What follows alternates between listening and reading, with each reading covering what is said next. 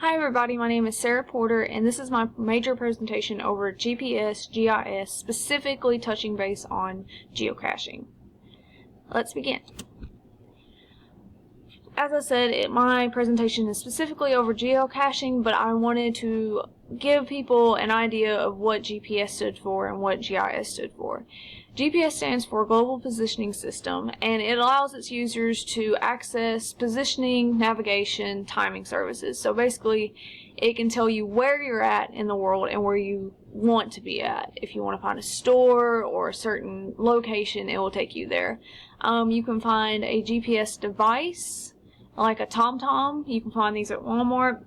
They're not relatively expensive, $40, $80-ish, or if you have a smartphone like an Android or an iPhone, most of the time it is already equipped with it, and it has like an app like Google Maps or something.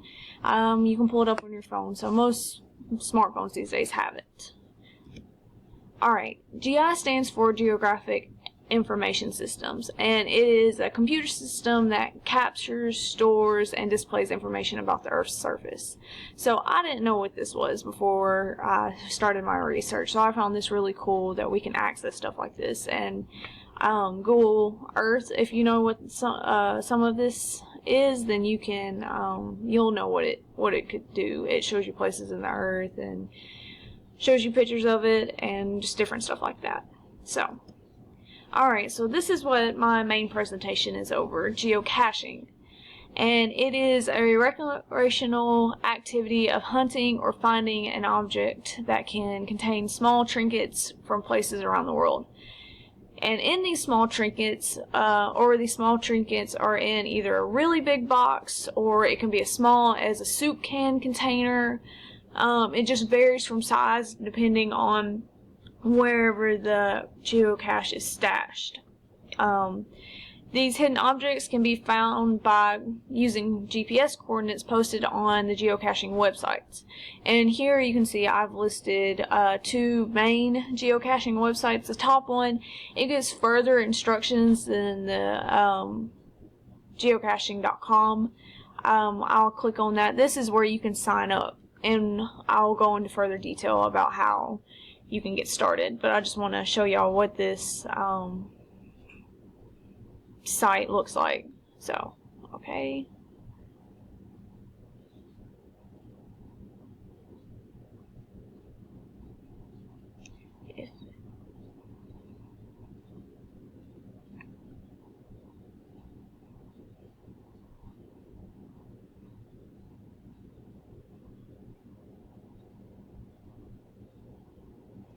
And this is what it looks like, and you gotta create an account and all that stuff and join the world's largest treasure hunt and such. And it gives you more detail into it, and I'll go into that later on.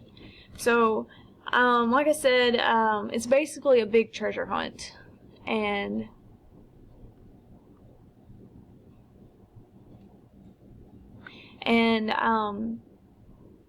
it's a good way to connect with people around the world. So I'm going to give you a brief history over geocaching. It just turned 17 years old this past May, and May 5th, 2000 marked the first documented mention of a GPS directed game of hide and seek. Up until that point, the accuracy of GPS receivers was limited by scrambled satellite signals. They call them SAs. But by the spring of 2000, the tracking systems, what they went from was tracking a space from a size of a football field. They became a locating system capable of pinpointing a spot within 2 or 3 meters, which is a big step up in technology. And by a week, the first website dedicated to the collection of coordinates relating to this new activity was secured. And after a week after that, the setup of the first email list dedicated to discussion of what was originally called geostashing was created. and it's still used today. And by the end of the month, the name had officially changed to geocaching. On September 2nd, 2000, Jeremy Irish registered the domain name www.geocaching.com, which, as you saw before, is still used today and is the main site of geocaching fun and activities. And here goes a video that I'm going to show you that just explains a little geocaching real quickly. Found it interesting.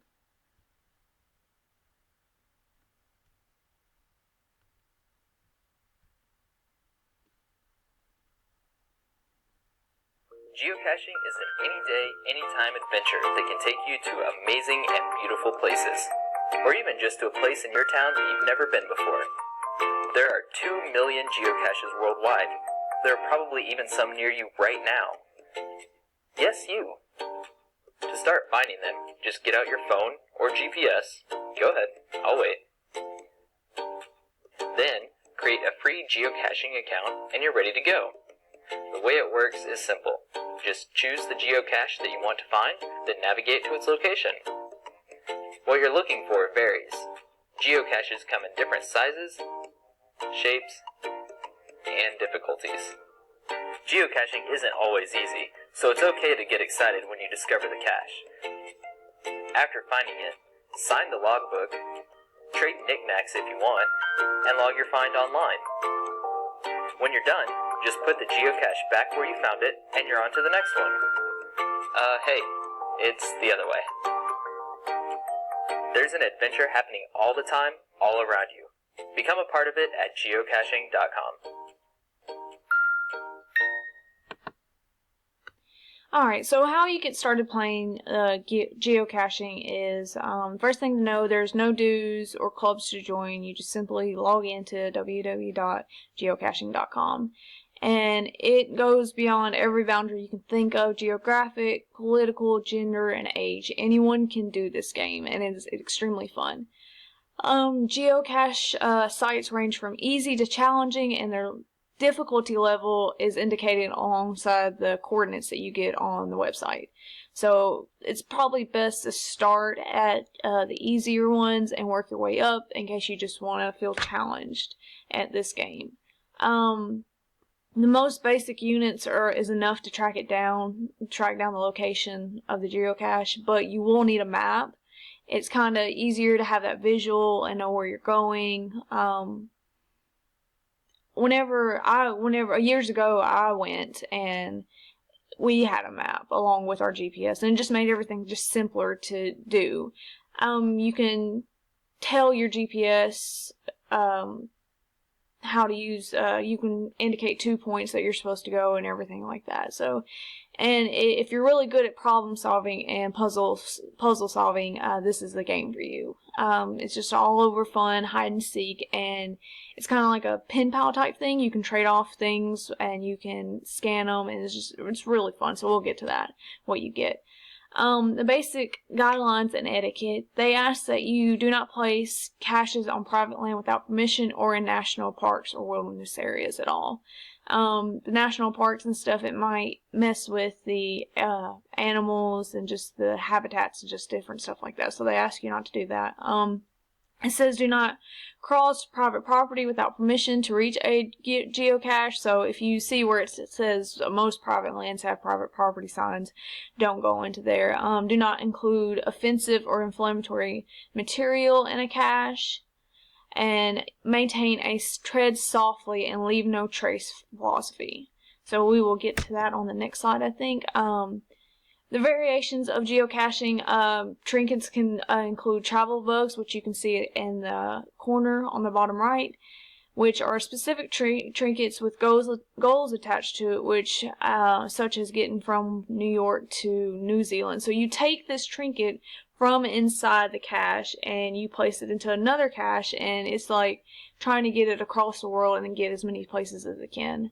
Some coordinates can be garnered only through solving ciphers. Some clues are encrypted, and you can click on them to see the clue or make it more challenging by leaving them encrypted. So it's just these travel bugs, as they call them, are that you can make your own, or you can just keep following around. Whenever I did this 10 years ago, we found one from Egypt, and I thought that was really cool, Cairo, Egypt. And when we placed it back in the next one that we found later that day, it was pretty interesting the other trinkets that we found. So I hope it made it back its way home. Some things to remember whenever you're doing geocaching. The box or container, it should be camouflaged. Don't expose the hiding spots. And it is always a good form to sign the register to let the geocache owner and fellow geocachers know of your visit. So they have a logbook usually inside the geocache containers, whether it's a small little book or if it's a big one. You sign it and state where you're from, and you can see where other geocachers have signed it, so you just follow along with them. They advise you not to place it somewhere else and try to be sneaky. Don't move it from its place. Travel bugs are different than trade items, sometimes called hitchhikers. These are often intended to travel the world, like we were stating earlier. They're okay to take as long as you promise to put it in another geocache. So don't keep it for yourself and keep it in your pocket. Try and do its goal and get around the world back to where it was originally on there. It says be sure to log the travel bug number online so its owners can trace its travels. And once you're done with the geocache, return it to exactly where you found it. So it says resist the temptation to find a better or more complicated spot, because the GPS coordinates are specifically designed to take you exactly to that spot, and it needs to be there because you can't really change the geocache spots in case you make up your own. I wanted to include uses for GPS and GIS in classrooms because that was the first thing I found whenever I was doing my research, was GPS and GIS in the classrooms before I found geocaching. So in social studies, you could use GPS and GIS for country demographics, historical event sites, and you could use Google Earth and Google Maps. Google Earth and Google Maps, you can take them to like Pompeii if you're learning about Pompeii in your history classes, or you can take them to the Great Wall of China. I've done that in some of my social studies classes, and it's pretty cool. Science, you can explore earthquakes and volcano sites, and you can also explore habitats of animals. Other uses in the English classes, you can explore locations of your book settings. You can plot the location that the characters travel in the book. In the math, you can explore math functions with demographic data, such as differences between the number of males versus females in the city, or proportions of different ethnicities in major cities. So that's one of the few things you can use. I also found other uses for like outside of the main classes, business and marketing for like high school teachers. You can use business location analysis, or you can create travel routes for businesses that deliver throughout certain cities. I found that extremely interesting. Health and physical education, you can explore locations by travel, hiking, that's what I'm thinking what they mean by that, and find and discover where illnesses began throughout time. I guess that goes along with health and education whenever you're teaching your health classes. Art classrooms, I found this really interesting because I myself I'm going to be a certified art teacher, K through 12. We could sketch out maps and locations, or we can virtually tour art galleries across the world. And I found that extremely interesting because in college we got to do a virtual online tour of one of the galleries in Paris. And that was really interesting to me. Classroom uses for geocaching. Math, you can use geocaching and GPS to make abstract concepts real and relevant. Science, you can use geocaching to give shape to inquiries into the natural world. Social studies, you can use trackable items to help students explore other cultures. Language arts, you can use the logbooks and online posts to give focus on the writing. Physical education, you can use geocaching to promote outdoor activity. And art, you can use geocaching to guide student projects via the creation and release of travel bugs and signature items.